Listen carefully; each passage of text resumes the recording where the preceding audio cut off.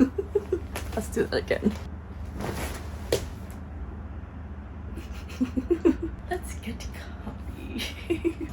Ow. Hi, it's Wink and welcome to the first edition of Sleepover Sundays. If you follow me on Instagram, you'll know that I've started a series every Sunday called Sleepover Sundays, where you can talk or vent about anything that you have to say. You can spill the tea, you can ask for advice, anything that you'd usually do at a actual real sleepover. But since most of us are still in some sort of quarantine right now, why not do it online style? I've only been doing this on my stories so far, but I thought it'd be really fun to do an actual talkie video version of it. So this is my bed, and we'll try to make this as sleepovery as possible. And of course, because it's a sleepover, I have a snacks, which I might snack on at some point.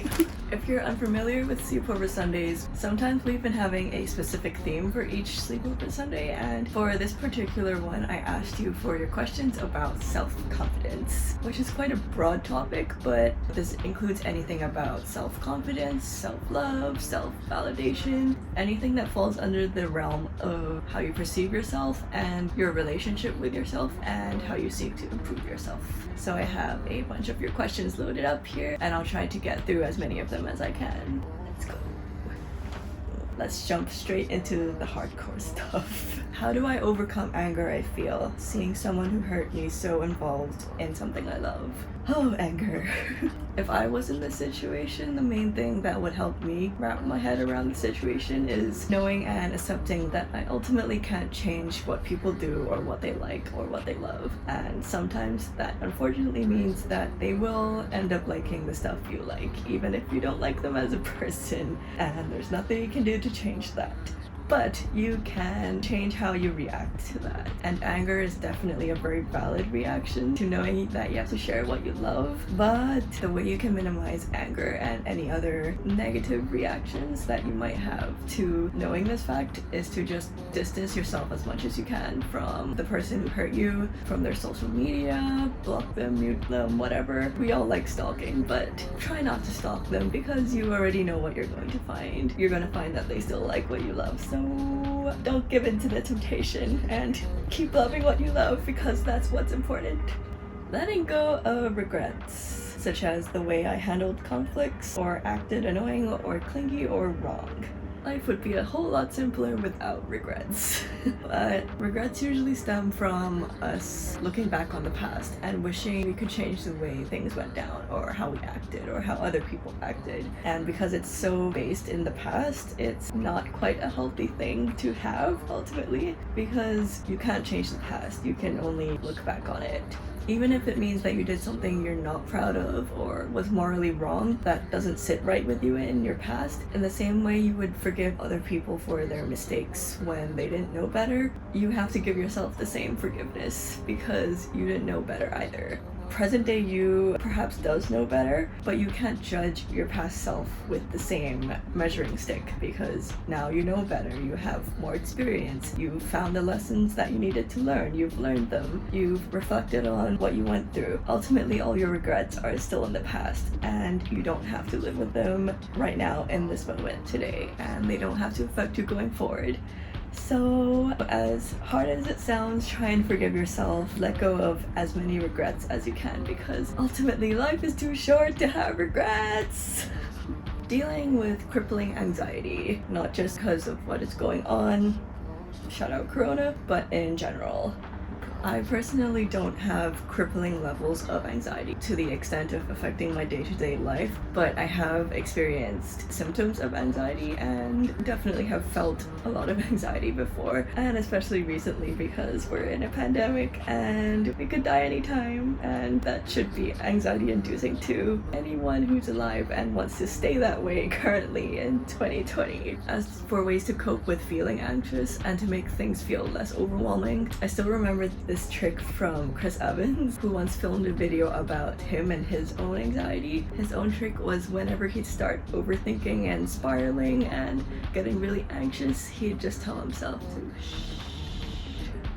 Literally do shh.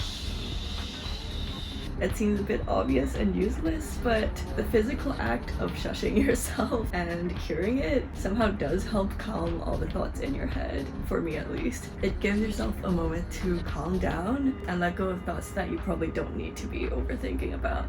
Another trick I've come across is the 5-4-3-2-1 rule, which you might have heard of already, but this is mainly a grounding technique for when you feel too clouded up in your thoughts. It's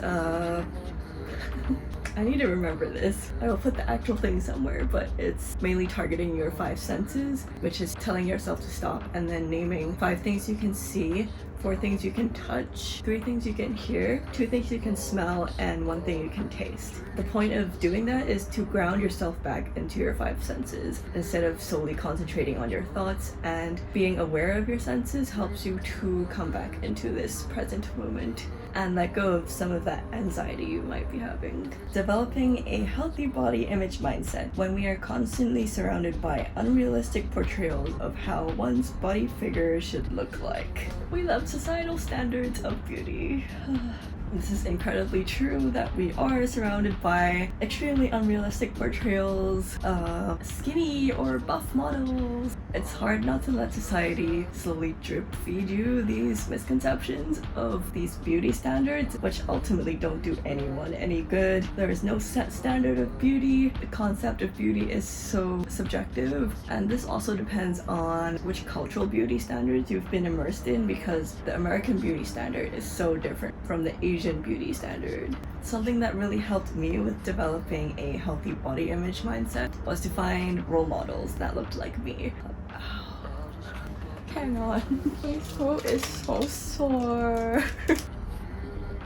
I think I started doing this around high school when I just started dyeing my hair crazy colors. I wasn't on Instagram much then, but I would go on either Tumblr or Twitter to find other girls and other people with super colorful, super dyed hair that I wanted to have too. And seeing them on my social media feeds really helped me felt normal that I wanted to have colored hair, even though that sounds kind of stupid to me now. At the time, I still felt like it was such a breakaway from the traditional never dyeing your hair thing, or only dyeing your hair brown or getting an ombre. Having blue hair was completely out of the question, but since then I've had every single hair color ever, and now I'm blonde. But that's a tangent. The main point is to surround yourself with people that look like you. That will help you feel more comfortable with your body and your image, as nearly every person's body is different, but you will find other people with similar types of body image that look like you, and that will help you feel more accepting of what you look like rather than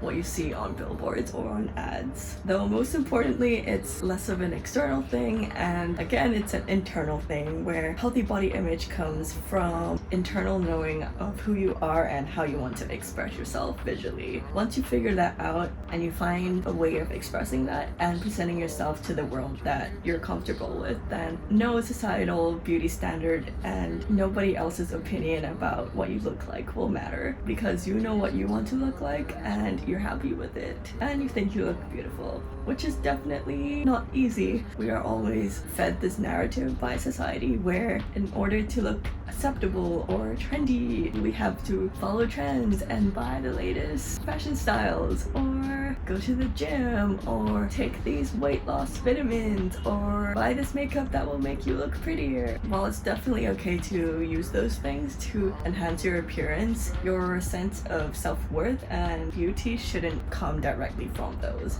They should be an extension of how beautiful you feel on the inside and how you wish to show that. That was really cheesy, but I really think it's where beauty should stem from. Opening up to people more about myself, like how I feel or think, without having them being used against me. That's a twofold question. First off, opening up to people regardless is hard, especially when it's something you wouldn't tell most people. Though what I found is the more times you open up to people, the more comfortable you'll feel with it, even though it doesn't get any scarier each time.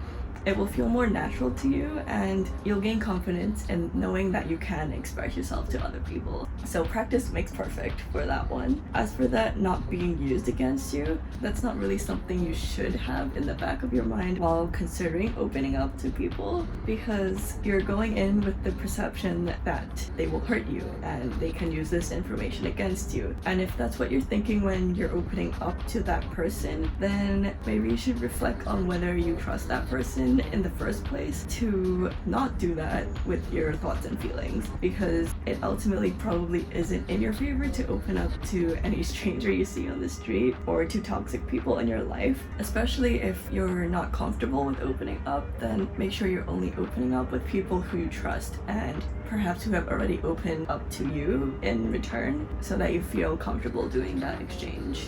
I low-key want to try and go into minimalism and sustainability, but I'm worried I'll mess up or won't stay focused on it. Do you have any advice to stay focused on goals? First off, yes to minimalism and sustainability, because those are definitely two things all of us should be considering working into our daily lives, no matter how small we start.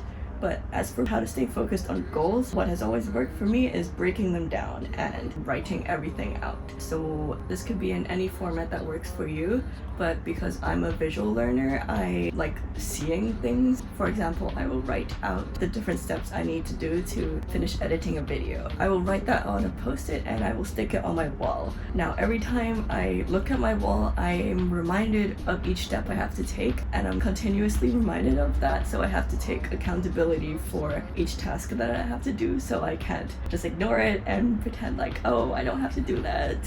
La la la la la la la.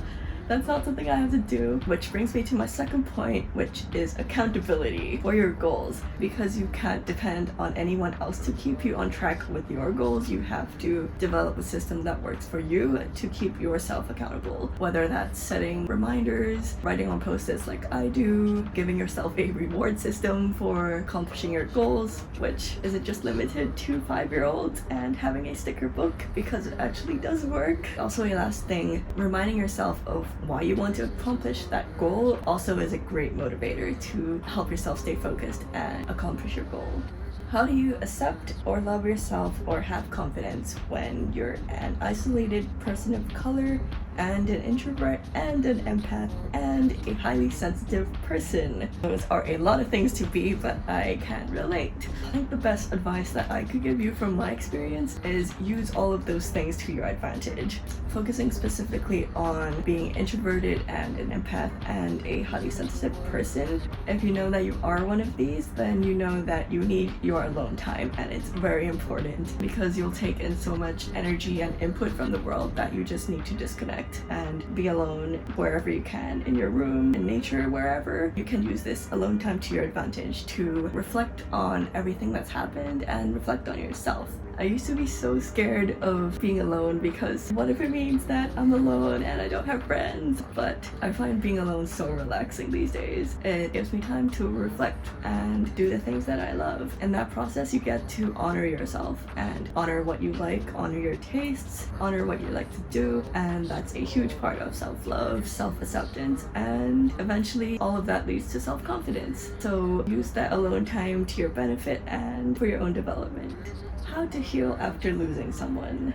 It's never easy, and everyone deals with grief in their own individual way, so there is no guidebook as to how to get over losing somebody, which would be a whole lot easier if there was a guide. But a psychology concept you should be aware of is the 5 stages of guilt, which I will put a visual image or diagram of somewhere here. Basically what that is listing out 5 possible psychological reactions that you could go through while processing grief and loss. While everyone doesn't go through all of these stages or doesn't go through them in order, it can be really helpful to look through each of these stages and check in with yourself to see if you actually identify with being in any of these stages at the moment. That will help you come to terms with how you're feeling and how you're thinking, which is better than not understanding how you're reacting to it. Another really important point is that the healing process is not linear, which is an absolute bummer because you could put in so much work and so much time to healing, but even after putting so much effort in, you could still feel back at square one, or you still feel the same level of grief or sadness that you feel. And that is okay, because sometimes you just need to let yourself feel how you feel, even if you feel like you should have moved on from it by now. Allowing yourself the space to feel what you feel will really help with the process and probably make you feel better about it. But I'm setting you strength because you can do it. I've learned about my toxic positivity after feeling all the emotions I needed to. Hope you're well. Thank you. Another very important point about self-confidence. Sometimes you have to fake it, but toxic positivity is one of the ways you shouldn't be faking it. If you don't know what it is, it's when you reassure yourself that you're okay when you know deep down that you aren't okay. This could show itself in telling yourself that everything is fine, everything is okay, this is nothing, I will get through this, I'm happy. While it can be temporarily reassuring to feed these thoughts to yourself, ultimately you're not addressing the fact that you don't feel that way deep down. Using toxic positivity as a band-aid over those negative feelings basically suppresses all the things you don't want to feel, and that can accumulate over time, which ultimately leads to a never-ending well of bad emotions, which is what you don't want. So as hard as it is, allow yourself to be sad and allow yourself to be down. Give yourself the time you need to feel it out. You don't always have to be okay or happy, because deep down nobody is happy all the time, even though we'd like to be. And accepting that we're not always happy makes everything easier. One day at a time is something I always tell myself when things get too overwhelming or daunting. I feel less pressure when I only have to think of what I need to do in the next 24 hours, rather than think of all that I have to do in the next week or month. It's helped me grip through a lot. That's a really good trick, and it's something I found also helps me. I used to stress so much about what I'd have to get done at the end of the week or get done by the end of the month, but I'm really bad at long-term planning, so thinking about achieving these mega goals over time just overwhelms and paralyzes me to an extent where I will just get so overwhelmed with thinking about needing to achieve this goal, which I don't know how to do, to the point where I just end up not doing it at all. On the other hand, thinking about what I can achieve in just 24 hours immediately limits the amount that you can physically get done in 24 hours. Therefore, that limits your planning to how many tasks you'll give yourself for the day. And usually you'll be able to get most of the tasks that you set yourself done in a day, but perhaps you wouldn't get those done in a week. It's just easier to plan smaller chunks of time. And the same concept also goes for self-development, because you could set yourself so many goals for improving yourself, but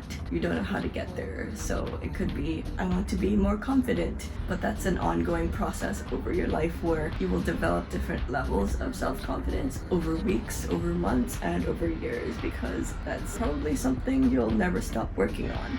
But if you give yourself a very specific self-improvement goal, such as I will do a 2-minute public speaking speech, that is a very concrete goal that you can work towards. That is under developing your confidence, but it's a specific enough goal that you won't feel demotivated or not know how to do. Does self-development need a lot of hard work to achieve? I touched upon that slightly in the last question, but if you consistently want to be the best version of yourself, then I think you should always be seeking to improve yourself, not in a pressuring yourself to, oh, I must be self-confident now because I've spent 5 years on this way, but more so in the way that in each stage of your life you are a different version of yourself, and that means you are able to reach a different level of self-confidence that you wouldn't have been able to in the past, say 6 months ago. There is always room for improvement, so why not challenge yourself and live to your full potential, because you only get this life to live as you.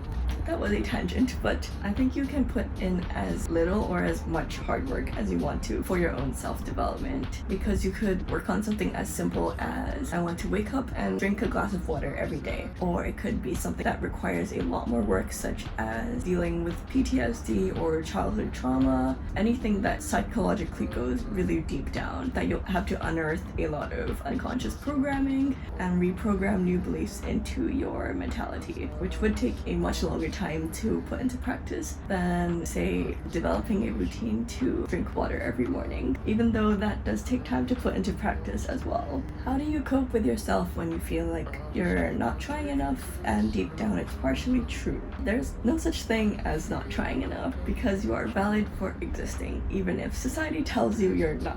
Even if you're not productive, you're perhaps not trying as hard as you could with 110% of your effort, you're still making an effort to get through today as you.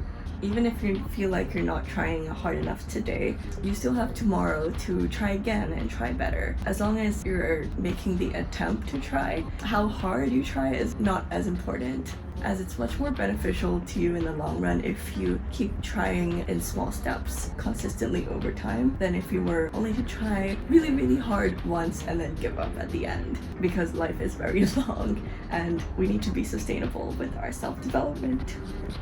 I could say so much, but being able to embrace yourself entirely with all your flaws is #1 self-development goal to me. Not being obsessed with things you can't change, such as your height, your voice, your hair, and only trusting your own eyes to see how beautiful you are is so important. Yes, to all the above! It seems so simple on paper, but realizing that our own flaws are just our own perceptions of ourselves is quite a hard concept to unprogram in our brains. Once we're able to do that, that is where self-acceptance and self-love comes from. And this is only about the physical aspect of the question. For the psychological one, I would say finding the things that make you happy and keeping them nearby, throwing away things that don't bring joy, and yes, people too, and being able to voice what you think or like or feel without feeling ashamed or not interesting. Also yes to all the above. My own story with self-esteem has been tricking my mind into believing I was amazing until it worked, but I wouldn't recommend that because now I have ego issues. Small ones, but still. This again goes back to the point of faking it till you make it, which does work in most cases and for most people I've found. But again, if it doesn't work for you, don't do it. Because if you do that, you still have to turn your fake confidence into real confidence at some point. And that's where the internal work comes in, and that's not something you can avoid if you want to reach real, solid, authentic confidence. The path is different for everyone, I guess. I had to become tougher after I got rejected, and that's when I decided to concentrate on myself first. But it took a long time before I was fully empowered, I guess. It seems silly, but being able to say, yes, I'm beautiful, was such a big step for me, and then it went smoothly after that. To be honest, there are many things I've forgotten about how I grew up between 17 and 19, but the main thing for me was being able to voice my opinions, my tastes, and myself, and being able to say no.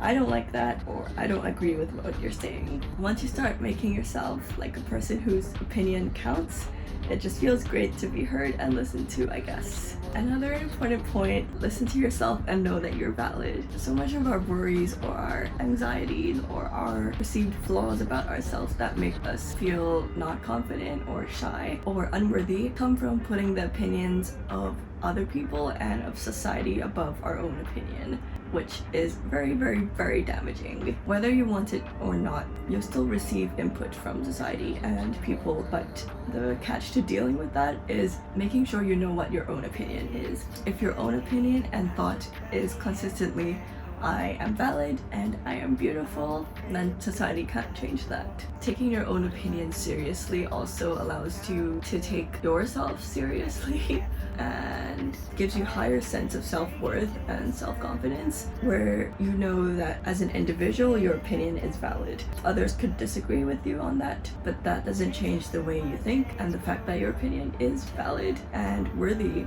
And that's all that we have time for this Sleepover Sunday. I hope that was interesting, somewhat informative. Maybe you learned something. Most importantly, I hope this inspires you to keep developing your own self-confidence. Hopefully this gave you some tips on how to keep working on it. because it's something I'm definitely still working on every single day. I hope you had fun at this sleepover. I really enjoy doing sleepover Sundays, and I do like filming video versions of them here. So I will be thinking of a topic for the next sleepover Sunday that I do film and record. For the meantime, I will still be doing sleepover Sundays every Sunday on my Instagram, on my stories. My Instagram is wingograph, which I'll put here and in the description below. So I will see you there next Sunday, if not here. Have a great day or night, and I will see you for the next one. Bye! Bye!